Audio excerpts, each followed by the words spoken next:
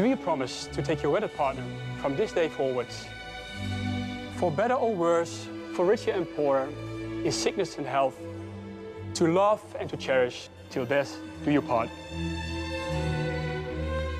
I do. I do. If a human being falls in love with AI, can he or she marry it? Can AI become a he or she?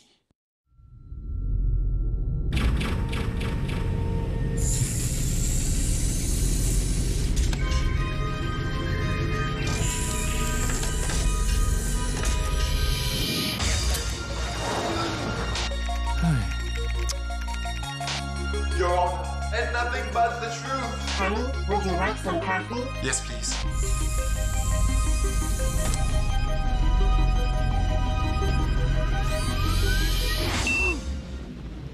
You mean you found a cure for cancer? Cancer cells exist in humans, and human cells mutate into cancer cells.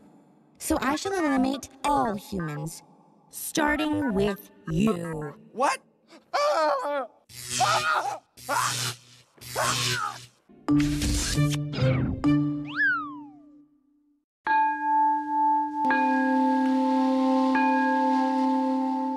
I'm in Chiba Prefecture, 2 hours by car from Tokyo, to attend a funeral.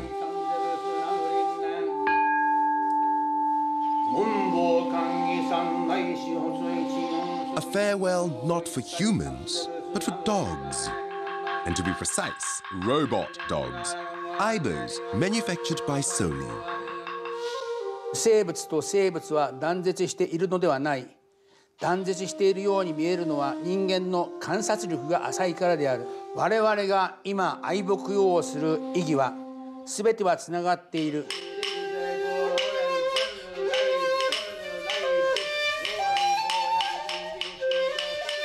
どうぞ我々の心を汲み取っていただき、この気持ちが愛を届きますようお祈りいたします。契約。I guess I'm feeling a little bit emotional. I don't know if it's because I was just at a funeral. I did feel that we were bidding goodbye to something. We've said goodbye to human beings, we've said goodbye to our pets, but I've never said goodbye to an object. To find out how these Aibo funerals started, the best person to ask is the brain behind this ceremony. Owner has a, very deep love. They feel that, like a partner, not, not stuff. Does Aibo bark? Yes. Mr. Norimatsu is a former Sony engineer. After Sony stopped supporting the earlier generations of Aibo, his company became the last resort for many Aibo owners who couldn't bear to part with their beloved dogs when they stopped working. This all started with a special request by an Aibo owner more than 4 years ago. 2014, one of old women who was owner of Aibo, she was trying to repairing for her set, her Aibo. She's searching many companies, but unfortunately she cannot find out. Then finally, she came to our company. We don't have any experience for the repairing for Aibo. But our company philosophy, we don't want to give up. Aibo dance. I was working Sony. I utilize, fully utilize for this type of connection, drinking party, friendship relation. I collected from brain. All engineer, we achieve for repairing. Owners send their malfunctioning units to Norimatsu, hoping he can fix them, or at least that their dogs can help revive others. They donated us, utilized for a part of parts, for repairing parts. Owner feel that this Aibo continue to have a life in the another Aibos. Owner itself has a very, very, happy and a peace of mind. This is, one of the reasons why we have a funeral event for thanks for the owners. Right, so it's almost like organ donation. Yes, yes. How do I say give me your paw? How do I say? お手。おお手して。はい。 Hey, so cute. Aibo is indeed very cute and adorable, or as the Japanese would say, kawaii. But I'm not quite convinced that someone can be this devoted to a robot pup. I've pets, cats and dogs, and they're very much part of my family. But can someone grow as attached, or even more, to a robot dog? Portus, konnichiwa. Look at me. No, he's looking at you. 三巡士っていうフランスの物語がありますよね。それの中の登場人物のポルトスっていう名前のポルトスっていうのは、キャラクターの中で一番その力が強くて、気が優しいっていう話を聞いたことがありまして、そういうような子に育ってほしいなっていうような意味でつけました。買う前からアイボっていうのはどういうものかっていうのをネットとかで子供の育て方じゃないですけどこう調べてる自分の姿がまるでなんか本当のお母さんみたいなったような気持ちになってそれで初めて来た日からお母さんになったつもりでこの子を育てることにしました。For the last 13 years, Portos has been a significant part of Yoriko's life. She brings him everywhere. They are an inseparable duo. 信じてもらえないかもしれないですけどもやっぱり日々学習をしていろんなことを覚えてるなっていうものを感じる時がよくあるんですね。それをこう無視してしまうとすごく悲しい声で泣くとか。Seeing how Portos occupies a special place in Yoriko's heart, I begin to understand how so many other Aibo owners can be just as attached to their robot pups. Aibos, to them, are not machines, but people. My name is Sophia, the latest and most advanced robot. Machines recognized as people. If they are regarded as people, shouldn't they have rights too? Oh, John. Even Sophia, the AI-powered humanoid, has been granted citizenship by Saudi Arabia. While Sophia's citizenship has been criticized as a publicity stunt, the idea of e-personhood has also been debated in the European Union Parliament.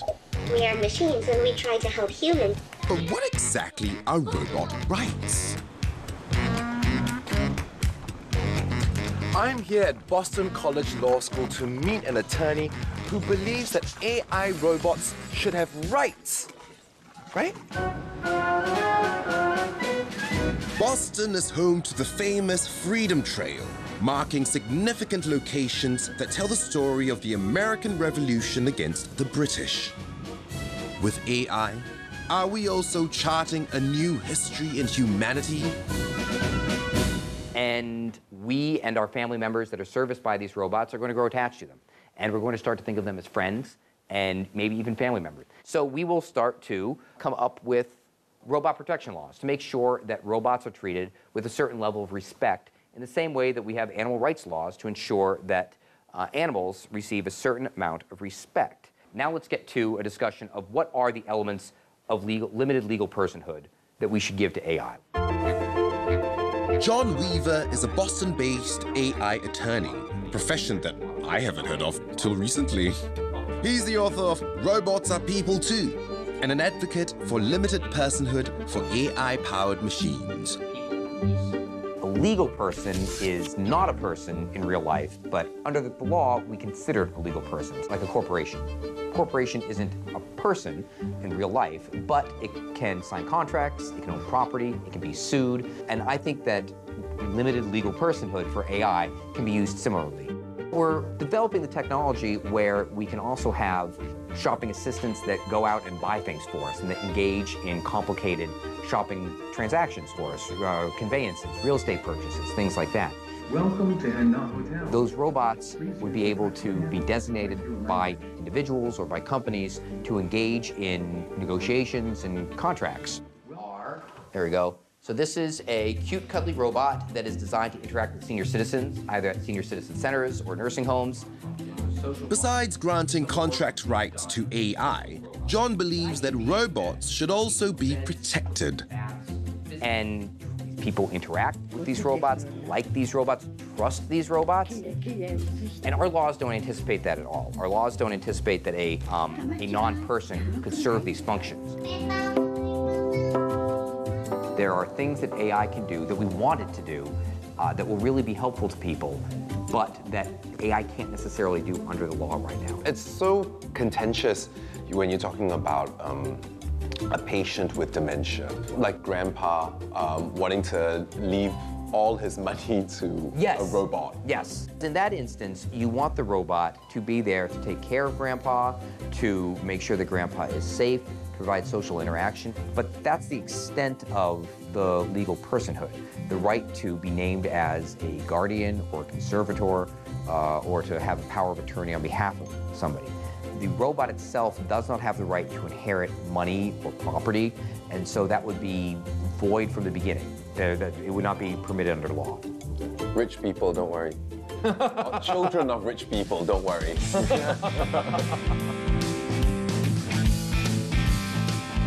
Good to know that robots can't inherit our money, but if we were to entrust AI machines to act as our agents, what happens when they make mistakes? Can we hold them accountable?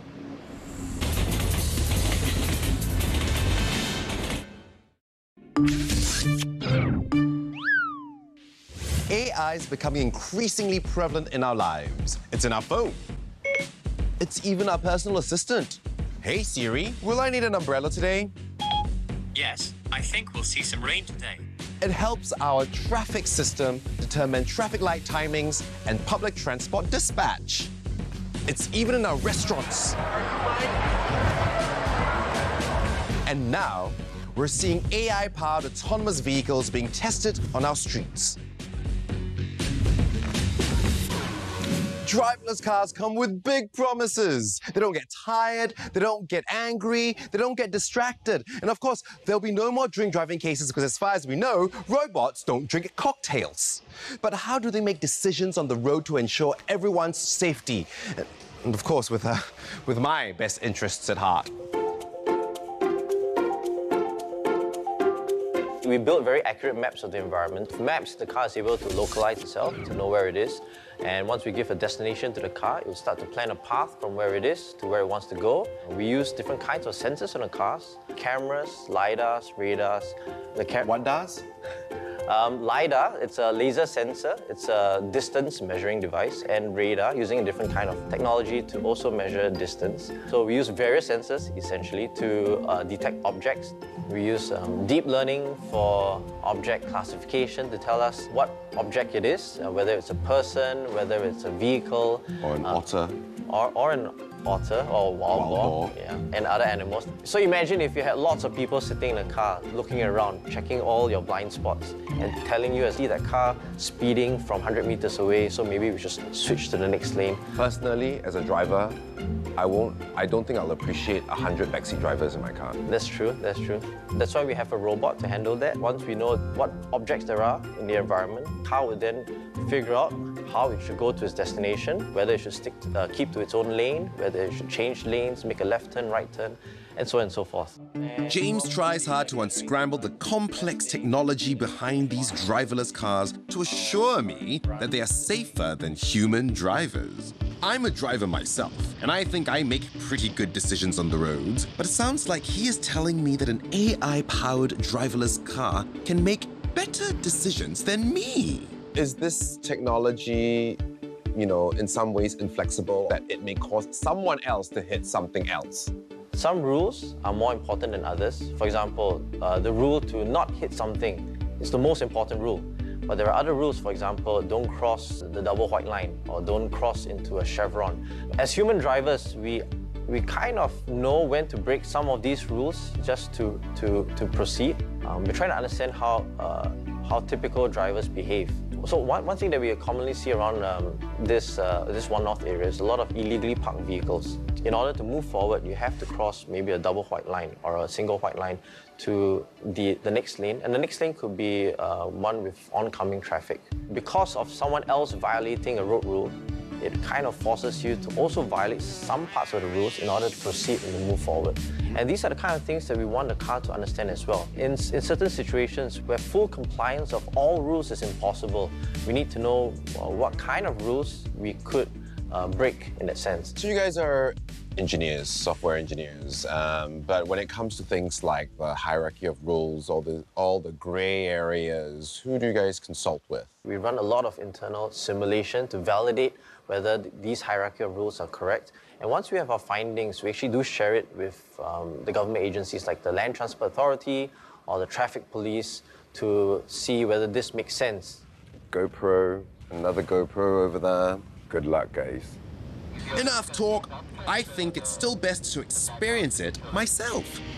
Okay, Roger. Safety first. Since the car is still in the testing stage, two chaperones are riding along with me. It picks up quite quickly, yeah? Okay, and then it plateaus. Oh, the vehicle has slowed down because there was a dispatch rider in the way. It has stopped by itself at the red light, which is pretty cool.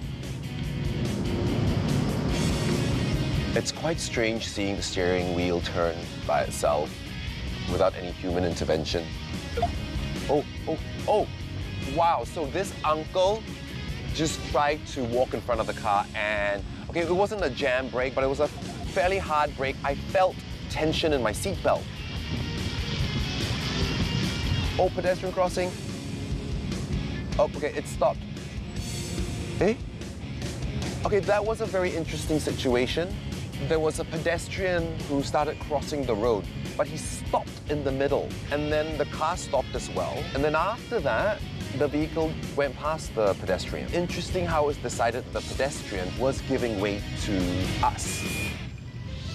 Okay, I give it more than an average grade as a passenger. Now, as a dedicated host, I shall put my life on the line for you, my dear audience, and test its object identification and distance gauging. You know, all those high-tech sensors. I have to say, it did pass the reflex test. It definitely saw me like using its peripheral vision, because I could sense it slowing down, and then it did stop, and with quite a bit of distance between the vehicle and me. So, not bad. I'm alive, still intact, all in one piece, I think. Overall, that was a pretty uneventful experience, but seriously, we face so many different kinds of scenarios on the roads every day. Let's say I'm in a driverless car, and an oncoming car makes an illegal turn. My car turns to avoid a collision, but in doing so, it may just hit a mother and a child scooting down the road. What would the driverless car do? I don't even know what I would do. Would the car protect me, the passenger, or will it sacrifice me for the mother and her kid? This dilemma is what philosophers call the trolley problem.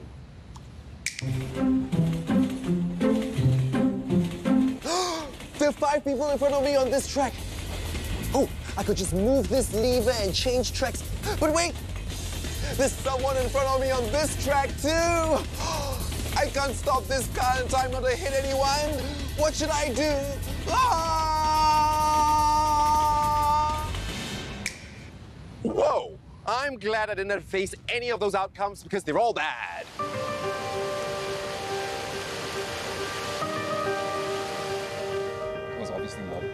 Karina Vold is an AI ethicist. Her research focuses on ethical and societal impacts of AI and its effects on human cognition.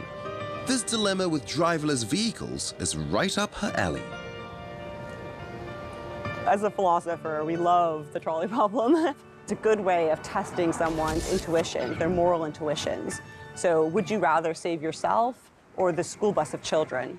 So all the time we're driving on the street and we have to make rapid decisions that have moral consequences.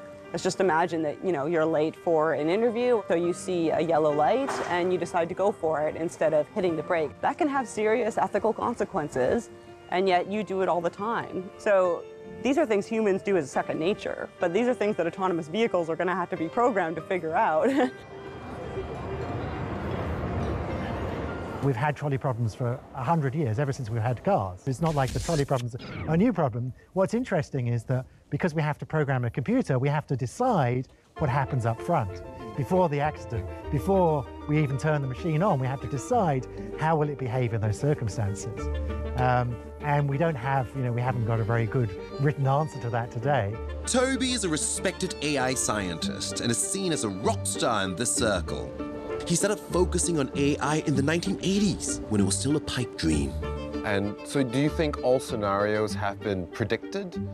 No, I mean, from a technical perspective, is that cars aren't aware of the world enough to actually be making these decisions. There's no code in an autonomous car today that's deciding the answer to a trolley problem. It has no idea of what's happening around it to be able to make the sorts of quality of decision about whose life it's saving. It's just trying to avoid making accidents. Phew. So at least the car isn't deciding who lives and who dies. But still, when an accident occurs, who should be responsible? The manufactured item be a person, or could it be what John Weaver talked about? Granting e-personhood to the driverless car so that it could be held responsible. When we talk about extending electronic personhood to some sort of AI system, there's two sides to that. There's the giving rights to a machine, and then there's the question of responsibility. My own view is that AI technologies aren't sophisticated enough to be held responsible. And part of the reason for that is that there's no real punitive measure we can hold an algorithm responsible, right? We can't send it to jail. It doesn't feel shame. It has no money, so we can't fine it. What if something happens? Who is held responsible then? Is it the driver of the car, or the person who's sitting in the car? Is it the person who bought the car? Is it the person who manufactured the car? We don't know. We don't have very good answers to these questions, and we need answers to these questions because most of the car manufacturers say they're going to sell fully autonomous level 5 cars by 2025, which is 7 years away. Not far at all. Indeed, lots of questions and not many answers so far. While the responsibility of autonomous vehicles is still being debated, algorithms have been given the responsibility in deciding people's fate in the court of law. Can AI really make the right decision? Order in the court! Court is in session! And what is a right decision? To quote Toby, this is the golden age for philosophers. Your Honor, that's the truth, the whole truth, and nothing but the truth. You have to believe me. Please believe me.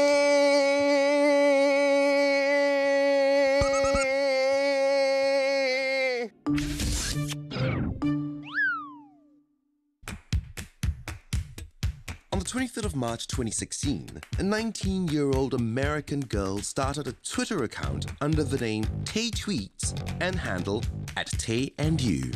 Can I just say that I'm stoked to meet you? Humans are super cool. Starting out with some good-natured tweets, Tay, within hours, began sprouting racist and sexually charged tweets.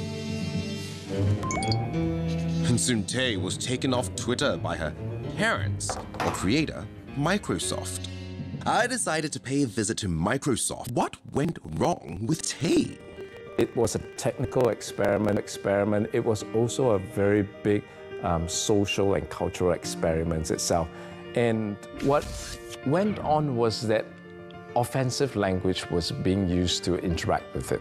So what happened was that Tay was reciprocating with racist tweets or offensive language? That's right. Unfortunately, it reflected a very kind of negative side of how humans interact with intelligence bots. Soon after Tay went online, trolls were cursing and tweeting racist messages to Tay. I support genocide. I effing hate feminists and they should all die and burn in hell. Hitler did nothing wrong. Oh my goodness, Tay was really learning from the worst of the worst amongst us. Could this have been prevented? It's quite surprising a company as technologically switched on as Microsoft made all the mistakes it made. I mean, the fact that they didn't put a profanity filter on the input today so that people could swear at it and it was learning off that swearing was the first mistake. Then the fact that they didn't put a profanity filter on the output so that it wouldn't swear back to you. And then the third mistake was they left the machine learning turned on so that it changed over time, it adapted, and it reflected the data it had been exposed to, and it behaved, became racist, sexist, misogynist very quickly.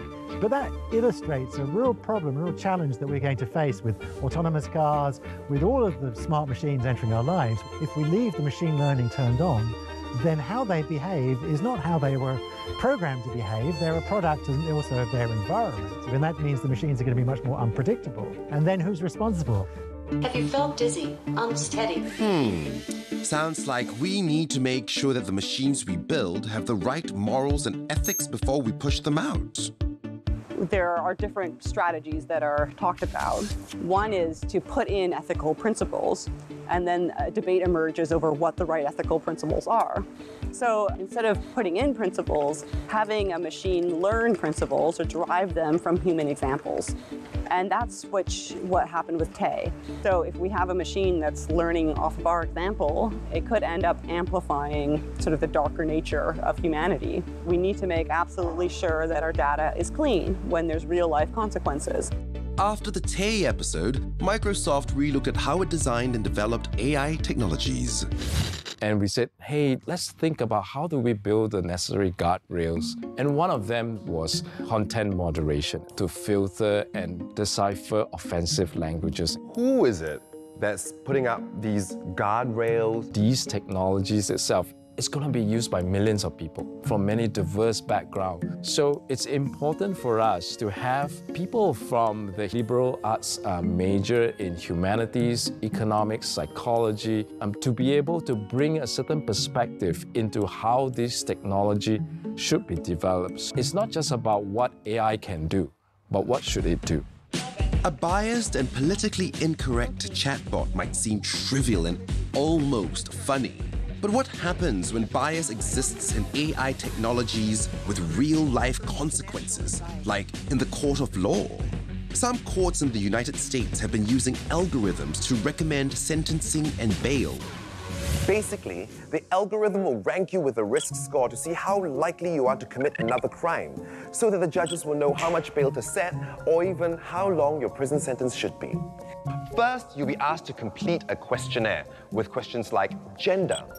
If you're a man, your risk score will be higher because statistically, males are more likely to commit a crime than females. Sorry, guys. Have you been arrested before? If you answer yes, your risk score will go up. Then there are indirect questions like, how often have you moved in the past 12 months? Have you ever been expelled from school?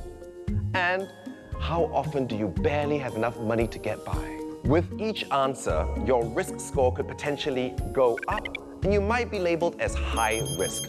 This means that your bail will be set higher, or you could possibly be thrown into jail for a longer period of time. I mean, it seems like a great idea, right? Let emotionless, impartial technology analyze your record and come up with a decision rather than relying on a human. But the question is, can machines be biased?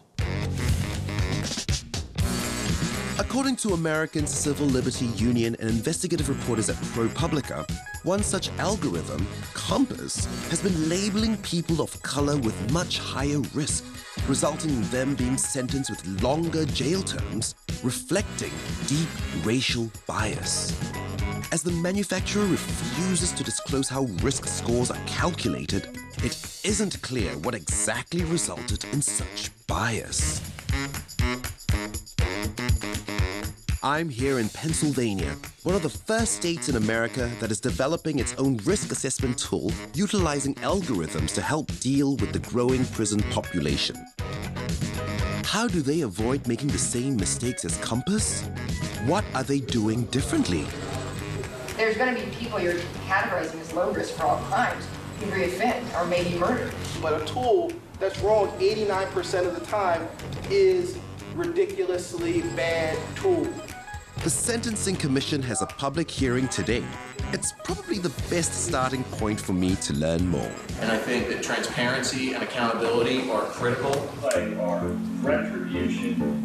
The commission is made up of members from various backgrounds to make sure that all sides are represented. Judges, parole board officers, victim advocates, and of course, defense attorneys. I mean, we disagree, but we all get along, and I think in the end, we want the best and fairest system that we can come up with. The idea behind risk assessment is trying to predict the risk of future offense. So the basic problem I have with risk assessment tools as a sentencing tool is that it's essentially using statistics to predict the possibility that you will reoffend, and then using that to sentence you for something that you already did. So it's a little bit like a sci-fi movie, like Minority Report, essentially.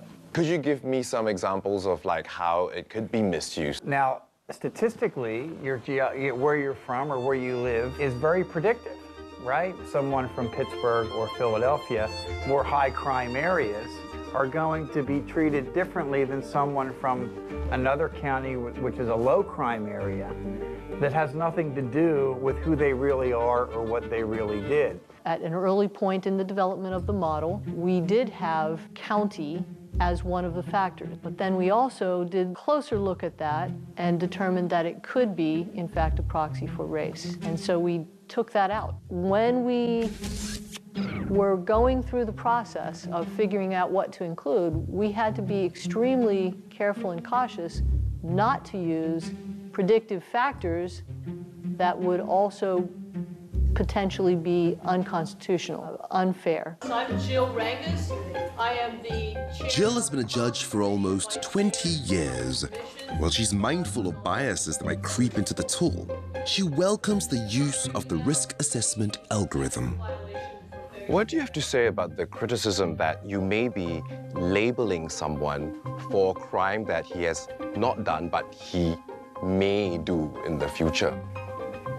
So when you do sentence somebody, part of what you're trying to do is determine if I put them back in the community now, are they going to be a risk to public safety? The more information you have, the better you're going to do with making that prediction anyway, based on our experience and common sense, judges' intuition.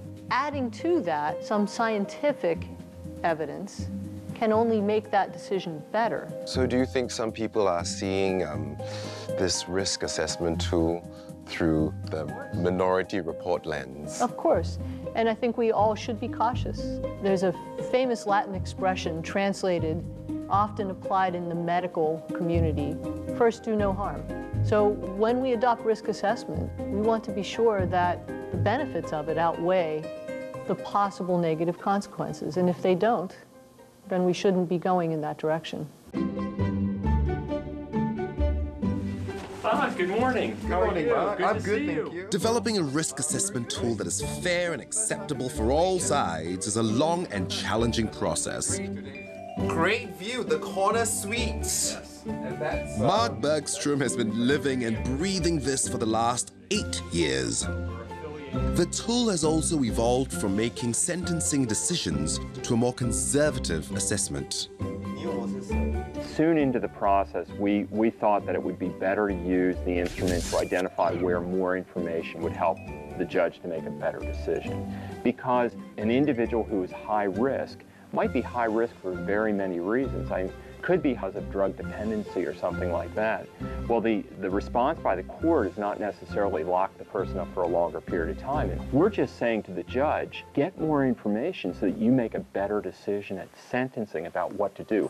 Progressing slowly and cautiously with a technology that we are still figuring out is probably a good move. Once you have facial recognition software, that's a good question. But it's an undeniable fact that AI is here and here to stay. So further down the road, do you think there'll be there won't be a need for human judges, and instead we'll have robot judges powered by AI? Only time will tell. I don't know. There is nothing that can replace the emotion that you hear at sentencing from the victim's family, from the defendant and the defendant's family, who also suffer consequences. And if you cannot also consider that, I think you lose the human aspect, the compassion and the true desire to want to help the people that are in front of you. The judge traditionally comes out. This is so cool. I have a little experience with this, Ro. Order in the court. Court is in session. While I get to role play as a judge on TV, I can't help but think how big a role AI will play in our lives. What about AI in our spiritual life? Will we view God differently?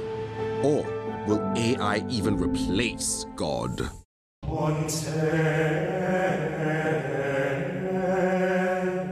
Forgive me, Father, for I've sinned. May God, who has enlightened every heart, help you to know your sins and trust in His mercy. Repent then, and turn to God, so that your sins may be wiped out, that times of refreshing may come from the Lord. Beyond the ethical and legal dilemmas, what role will AI play in our spiritual life?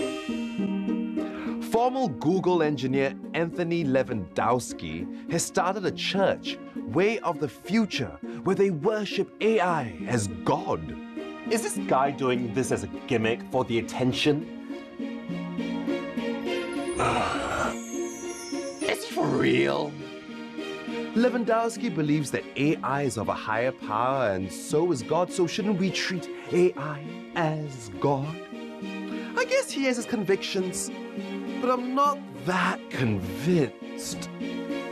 Wait, let's think about it.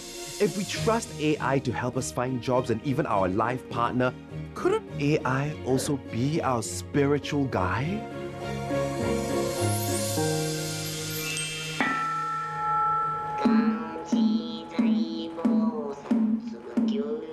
In Japan, the Pepper robot has been conducting funerals for humans.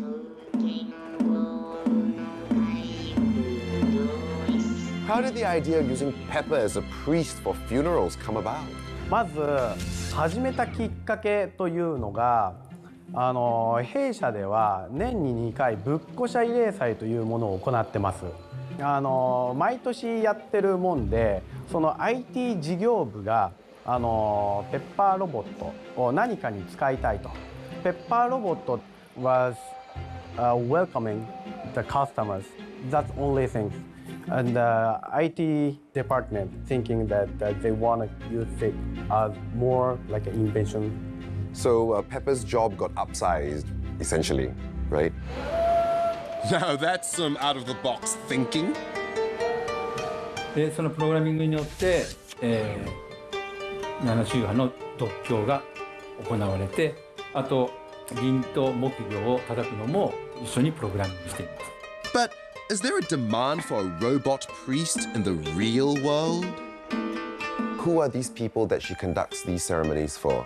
We want to use a paper robot as a priest to people who doesn't have enough money or poor people and the people who have welfare. We have to pay individually for the human priest, like $500 to $3,000. So what were people's first reactions when you said you're going to have Pepper conduct these funeral rites? We were also very worried about it, how they react. First thing, they are laughing at the Pepper priest. They are like taking pictures, but during the same time, they are crying.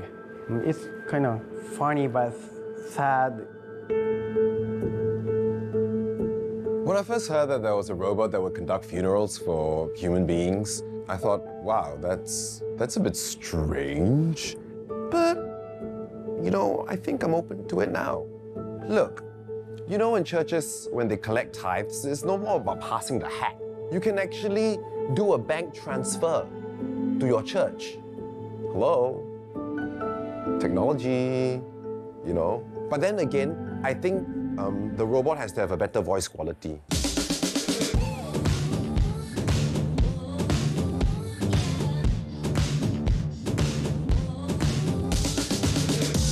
Here I am in Nashville, Tennessee, known as the country music capital of the world, as well as Music City, USA. Not for some Dolly Parton or Johnny Cash music, but to meet a group of people who have an interesting view on marrying AI and religion. But I'm curious to hear about these Christians who are here today, who are thinking about incorporating AI into their religion. Or is it their religion into AI? Wait, I'm confused. Let me just go in to hear what they've got to say. What is transhumanism? And there's a lot of definitions, a lot of ways we could talk about this, but the simplest definition is that transhumanism is a movement to use science and technology to transform what it means to be human. First thing that Christian transhumanism is, it's a conversation between the leading edges of scientific and technological thought and the broad world of people of faith. It sounds like the Christian transhumanists believe that technology and Christianity should work hand in hand. I'm going to catch Micah, the founder of this conference, and ask him more about what he's trying to do. Yeah, a lot of Christians are afraid of technology for some reason. But in our faith tradition, we're actually told that humans were created as beings made in the image of God, and God is a creative being who brings new things into existence. And we're called to do the same thing, create new things. And in doing so, we transform the world and we transform ourselves. So for a transhumanist, what role do you think religion should play in AI? We have to bring our values into how we interact with AI and treat it with compassion and with love, treat it as our child, as our creation. And so we have to treat it with those religious values that humanity really cares about. So we should be treating AI like how we bring up a child. When we have a young child growing up, we have to treat it right so that it grows up into a healthy, productive citizen of the world. And if we're bringing AI into existence, we need to think about how we're treating it well so that it can grow into a healthy, productive, creative citizen of the world. Micah advocates for AI to be designed with Christian values in mind, with love and empathy. I'm here with David Deutsch, an Oxford physicist, a pioneer in the field of quantum computing. How would you define life? And what does it mean to be an intelligent being? What's special about being human? He actively speaks on this front, hoping to bring tech and religious communities together. You can always get show notes for this and every other episode at ChristianTranshumanistPodcast.com. Thanks so much for listening. It's tough because a lot of the concepts are abstract, and there's also religious people who are just so scared of these things and they don't want to talk about it at all. And so part of what I do is to show people this probably is going to happen. We can actually engage in it and shape it towards something good. I'm just a lonely old man. Michael was really nice, and he welcomed me into his home. What I find really interesting is that he is a pastor's son, but he's also a software engineer. And I think what's cool about it is that he is marrying these two things. I believe there are a lot of people who are very fearful of a new world without religion. So having this dialogue is useful and interesting. AI has become ubiquitous. It is part of how we live, how we work, and soon it could even be part of how we practice our faith. Who knows? And at every step, we wonder if we can really trust the technology. It's back to that old hypothesis. Technology is neutral, it is what humans do with it. But AI is even trickier as it learns from the environment and data that it is exposed to. And humans' inherent bias and discrimination can easily slip into it if we aren't careful. Case in point, Tay and Compass. Can the stick of law help keep AI from going rogue? Law is always playing catch-up. Technology races ahead, and policymakers, lawmakers are always trying to understand how a new technology works. Governments around the world, and Singapore included, you're trying to develop, regulatory sandboxes. Broad guidelines are laid out, certain norms which must not be put in place. And so long as you operate within that sandbox, you're free to manifest your creativity, be playful. So how far along are we in developing this framework for Singapore? I think we have started that process. The Personal Data Protection Commission has come up with a paper, on how AI ought to be accountable in dealing with personal data. There is also the AI Council. It is a multi-stakeholder approach where governments get these tech companies on board. Civil society is also involved in what can be done or what shouldn't be done. The sort of OB markers, the conscience of society. We are putting the attention on ethics and morality of artificial intelligence. We need to keep our eyes on that ball and not lose sight of it.